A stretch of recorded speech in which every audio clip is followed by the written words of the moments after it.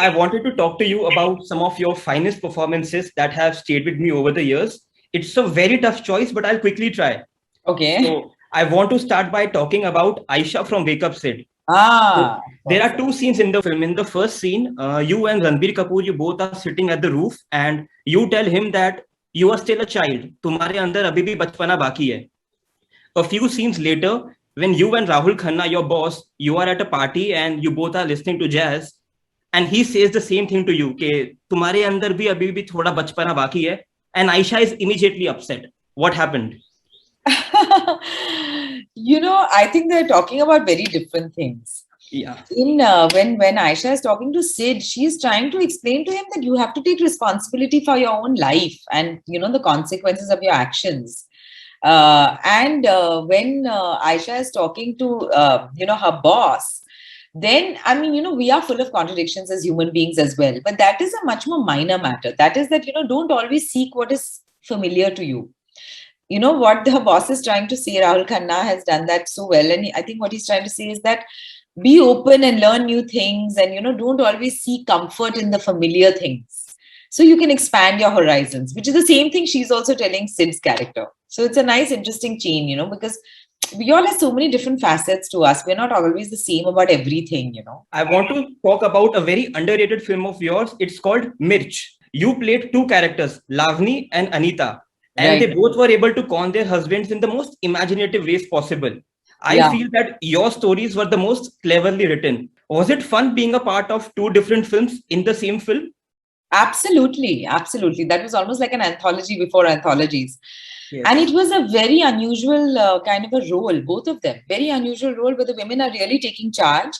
Why? I think I really like those stories because, many times women don't have the kind of choices, especially in the story, which is, set long ago about the queen.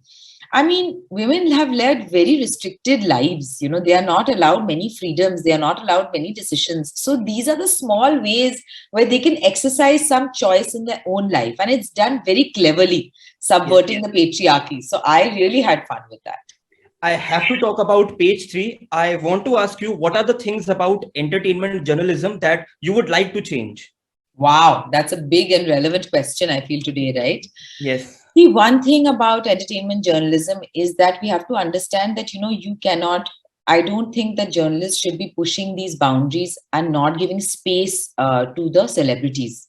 Whatever the celebrity is, sometimes it's a private moment of grief.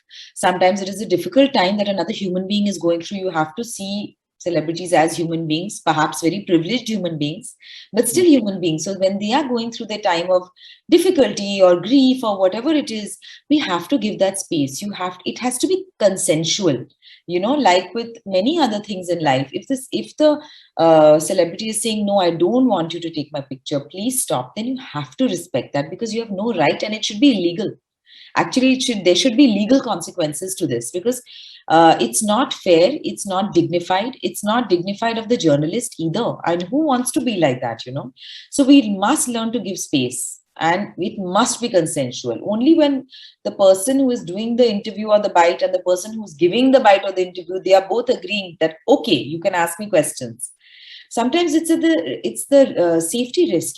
Sometimes it's like a busy street or there's a small child involved, so you have to give this space. I love life in a metro, but I'll talk about Ek Thi Dayan. Your character is something which I call absolutely smashing and scary. How did you respond when you saw yourself in that stunning character? I was really excited, yeah, because I've hardly got any roles as a villain or even a dark character. Mostly the characters I've played have always been like, very morally upright, very correct in their, attitude and their behavior. And, not somebody who's any kind of, there's no ambiguity, there's no darkness. It's always a very morally upright, good kind of a, character I've always played. So Ekti Dan was one of the first few roles where, she's actually out and out quite evil. So I had a lot of fun with that. It has been 12 years since Luck by Chance, and every time I see Konkana Sensharma, I don't feel this is Konkana Sensharma. I feel this is Sona Mishra finally living her Bollywood dream. Oh, wow. That's a lovely way to look at it. How do you look back at Luck by Chance and Sona Mishra? I am just so happy that I was able to be a part of Zoya's debut. It's such a fantastic script. It's one of the most well-written scripts.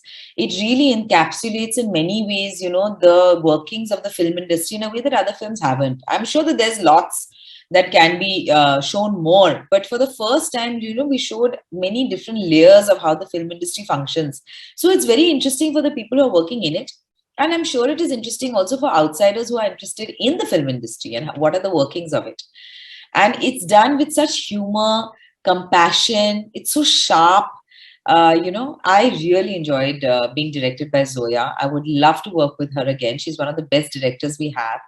And I was very happy to be Sona Mishra. Thank you so much, ma'am, for talking to us. Congratulations for Mumbai Diaries, and looking forward to what you do next. Thank you, ma'am. Thank you so much.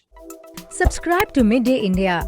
Get direct notifications on all our videos by clicking on the bell icon.